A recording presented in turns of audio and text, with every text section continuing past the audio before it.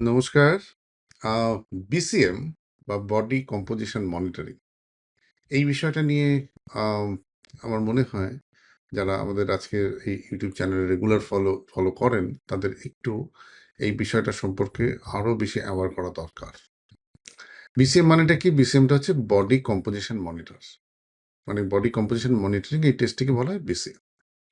Practically যখন কারো কিডনির অসুখ হয়, শুধু কিডনির অসুখ নয়, যে ডায়াবেটিস হোক, হাইপারটেনশন হোক, যেকোনো ক্রনিক অসুখে যখন কেউ ভোগেন, তখন আমাদের শরীরের নানান রকম পরিবর্তন আসতে শুরু করে। তার মধ্যে একটা খুব ইম্পর্টেন্ট পরিবর্তন যেটা হয়, সেটা হচ্ছে শরীরের মাসল মাস, ফ্যাট মাস, ফ্লুইড ডিস্ট্রিবিউশন তার একটা প্রবলেম দেখা দেয়।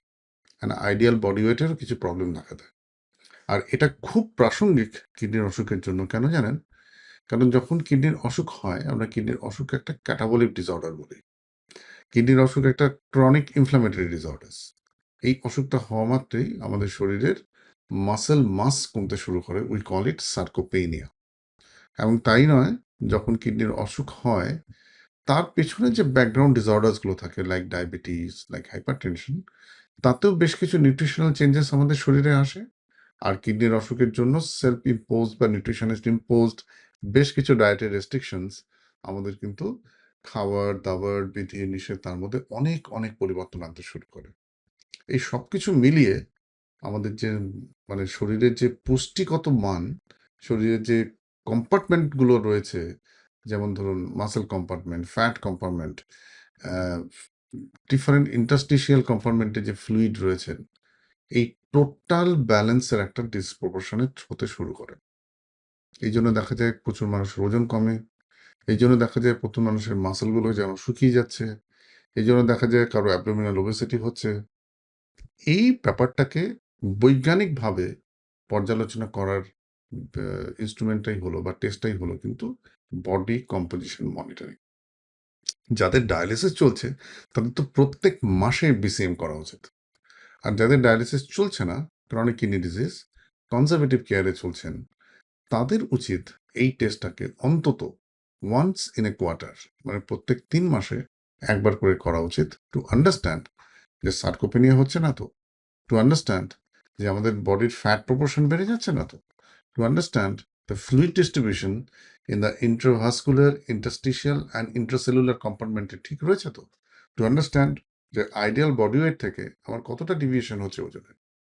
সো এই জিনিসগুলোকে আমরা বলি, এই জিনিসগুলোকে আমাদের nutritional intervention of chronic kidney ডিজিজের জন্য অসম্ভব গুরুত্বপূর্ণ। নট অনলি দ্যাট, কতটা ফ্লুইড অ্যালোকেশন একজন ক্রনিক কিডনি ডিজিজ পেশেন্টকে দেওয়া হবে, কি পরিমাণ ডায়ুরেটিক তিনি খাবেন, এই পুরো ব্যাপারগুলো কিন্তু এই বিসিএম রিপোর্ট থেকে আমরা ডিসাইড করতে পারি একদম পুঙ্খানুপুঙ্খভাবে বৈজ্ঞানিক পদ্ধতিতে। এমনিতে চোখের আন্দাজে পা ফুলে গেছে একটু জল কম খান, এইটা বলা এক জিনিস। আর বিসিএম এ ঠিক 4 and 5 লিটার্স ওভারহাইড্রেশন আছে, তাহলে কতটা জল খেলে কতদিন এই জলটা, এক্সট্রা ওয়াটারটা শরীর থেকে বেরোবে, সেটা বোঝা এক জিনিস। বহুকাল আগে ডায়াবেটিসের চিকিৎসা কি করে হতো জানেন? কেউ যখন ইউরিন করতো তাতে পিঁপড়ে এসে বসছে কিনা দেখা হতো। যদি পিঁপড়ে এসে বসে তাহলে বোঝা হতো যে ইউরিনের সাথে চিনি বেরোচ্ছে, তার মানে তার গ্লুকোসুরিয়া হচ্ছে, তার মানে তার ডায়াবেটিস হয়েছে, মধুমেহ হয়েছে, তার চিকিৎসা করে। আমরা কি আজকের দিনে সেভাবে চলি? নিশ্চয়ই তাই নয়। সিমিলারলি নিউট্রিশন সায়েন্সের ক্ষেত্রে আমাদেরকে কিন্তু প্রচুর স্পেসিফিক ইনফরমেশন নিয়ে তার উপর ভিত্তি করে nutritional charts, fluid allocations, macronutrients distribution, protein allocation সব ঠিক করতে হয়।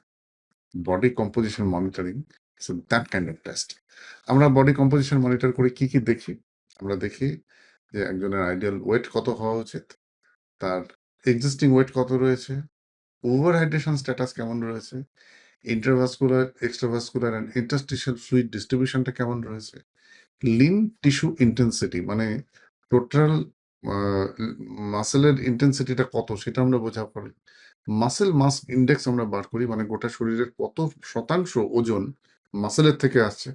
ফ্যাট মাস ইন্ডেক্সকে আমরা বার করি, মানে গোটা শরীরের ওজনের কত শতাংশ ফ্যাট থেকে আসছে। টোটাল বডি ওয়াটার ক্যালকুলেট করা হয়, মানে আমার শরীরে টোটাল জলের মাত্রা কত আছে।